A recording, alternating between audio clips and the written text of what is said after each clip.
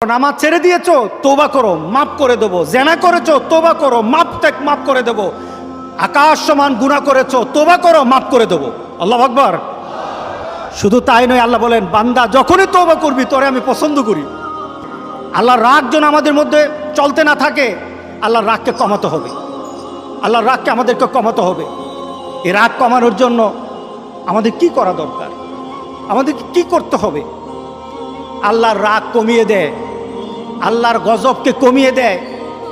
আল্লাহর সকল ধরনের বান্দার প্রতি যে ক্রোধ থাকে, এটাকে কমানোর জন্য সবচেয়ে উৎকৃষ্ট মাধ্যম হলো তওবা। বলেন কি? তওবা। তওবার মাধ্যমে আল্লাহ সুবহানাহু ওয়া তাআলা আমাদেরকে পছন্দ করেন। যেমন আল্লাহ সুবহানাহু ওয়া তাআলা সূরা বাকারার 222 নম্বর আয়াতে বললেন, ইন্নাল্লাহা ইউহিব্বুত তাওয়াবিন, ইন্নাল্লাহা ইউহিব্বুত তাওয়াবিন ওয়া ইউহিব্বুল মুতাতাহহিরিন। আল্লাহু আকবার, আল্লাহু আকবার। আল্লাহ বলতেছেন, বান্দা যদি আমার কাছে তওবা করো আমি তোমারে ভালোবাসি। যদি আমার কাছে তওবা করো, তোমার গুনার জন্য তওবা করো, নামাজ ছেড়ে দিয়েছো, তওবা করো, মাফ করে দেবো। জেনা করেছো, তওবা করো, মাফ করে দেবো। আকাশ সমান গুনাহ করেছো, তওবা করো, মাফ করে দেবো। আল্লাহু আকবার। শুধু তাই নয়, আল্লাহ বলেন, বান্দা যখনই তওবা করবি তোরে আমি পছন্দ করি। এত গুনাহ করার পর তুই যখন আমার সাথে তওবা করবি আমি তোরে পছন্দ করি। শুধু তাই নয়, আল্লাহ সুবহানাহু ওয়া তাআলা বলেন, যারা মুতাতাহহিরিন, যারা পবিত্রতা অর্জন করে আল্লাহ তাদেরকে পছন্দ করেন। আমরা পবিত্রতা অর্জন করি কি দিয়ে? উযু দিয়ে। বলেন কি দিয়ে? উযু দিয়ে। আমরা পবিত্রতা অর্জন করি তওবার মাধ্যমে। প্রথম এটা হলো আত্মার পরিশুদ্ধতা। আপনার দেহকে পরিশুদ্ধ করতে হবে, আত্মাকে পরিশুদ্ধ করতে হবে। আপনার আত্মাকে পবিত্র বানাবেন। আত্মাকে পবিত্র বানাতে হলে তওবা লাগবে। এটা পানি দিয়ে হবে না, মাটি দিয়ে হবে না। আপনার আত্মাকে যদি পবিত্র করতে চান তাহলে তওবা লাগবে। কি লাগবে? তওবা। এবার আত্মার পবিত্রতা হলো তওবা দিয়ে। এবার দেহ পবিত্র করবেন। আমার মাবুদ আমাদের প্রতি রাগ করে আছে, আমাদের মাবুদ আমাদের প্রতি রাগ করে আছে। আমাদের মাবুদকে আমাদেরকে সন্তুষ্ট করতে হবে, সন্তুষ্ট করতে হবে। আমরা আমাদের মাবুদকে রাজি করতে হবে। আমরা তওবার মাধ্যমে আল্লাহকে রাজি করতে আর চেষ্টা হব। গোটা পৃথিবীর মুসলমান আর সময় নাই। সুতরাং আমরা আল্লাহর কাছে প্রাণ বলে আজকে কাঁদি। যারা নামাজ পড়ো না, তুমি টের পাও না, মসজিদের দরজা তোমার জন্য বন্ধ হয়ে যাবে। তুমি মনে রেখে দিও, মসজিদের সাথে তোমার সম্পর্ক তোমার হয় নাই, তুমি জান্নাতের দরজাও তুমি খুলতে পারবা না। তুমি এখনো বেনামাজি, এখনো সকালবেলা তুমি ঘুমাও, এখনো তুমি আল্লাহকে ভুলে আছো, এখনো তোমার কাছে তওবার কথা তোমার চিন্তাতে আসে নাই। তুমি অনেক কিছু হতে পারো, তুমি মুসলমানের কাতারে থাকবা না। তুমি অনেক কিছু হতে পারো, তুমি ইসলামের কাতারে থাকবা না। সুতরাং আমার রাসূলের কথা হলো, তওবা তো তখন পর্যন্ত। আমার আল্লাহ বলেছেন, লাইসাতিত তাওবাতু লিল্লাযিনা ইয়ামালুনাস সাইয়্যাত। একটা মানুষ পাপ করার পর সে তওবাটাকে লেন্দি করে, তওবাটাকে সে দূরে সরিয়ে দেয়, মনে করে এখন না আরো পরে তওবা করব, শালি পরে করতে থাকে। তার জন্য তওবা নাই।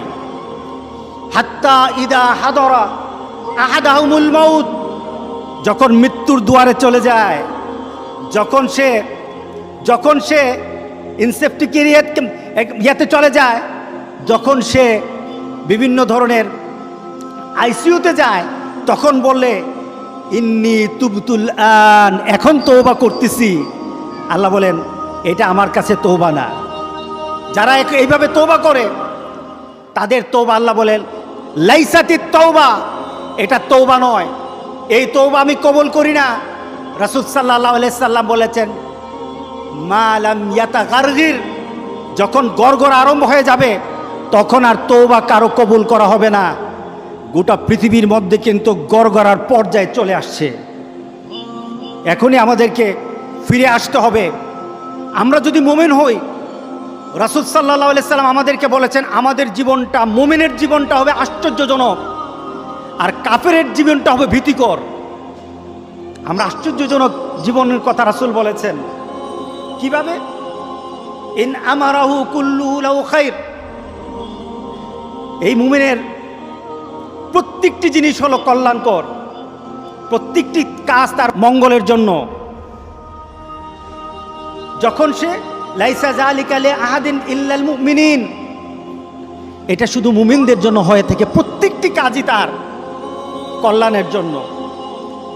ধরুন আমরা যখন কোনো জিনিস আমাদের ভালো লাগে, আমাদের কোনো জিনিস যখন ভালো লাগে তখন আমরা কি পড়ি? আলহামদুলিল্লাহ। কোনো একটা জিনিস আমাদের হারিয়ে গেল, কেউই মারা গেল, কেউ বা দুশ্চিন্তায় পড়ে গেলাম, তখন আমরা কিন্তু রাগ করি না, তখন আমরা পেরেশান হই না, তখন আমরা পড়ি ইন্না লিল্লাহ। এটা মুমিনের চরিত্র। মুমিন কখনো পেরেশান হয় না, ইন্না লিল্লাহ। মুমিন নিজেকে ওইভাবে চিন্তা করে। এরপর রাসূল সাল্লাল্লাহু আলাইহি সাল্লাম বলছেন ইন আসাবাতহু সাররাউ শাকারা, যখন সে আনন্দ চিত্তে কোনো জিনিস পায় তখন সে কৃতজ্ঞতা প্রকাশ করে, আলহামদুলিল্লাহ বলে। ফাকানা খায়রান লা, এটা তার জন্য ভালো। ওয়াইন আসাবাতহু দাররা সাবারা, যখন সে বিপদে পড়ে যায় আমরা ধৈর্য ধারণ করি। আমরা কি করি? ধৈর্য ধারণ করি।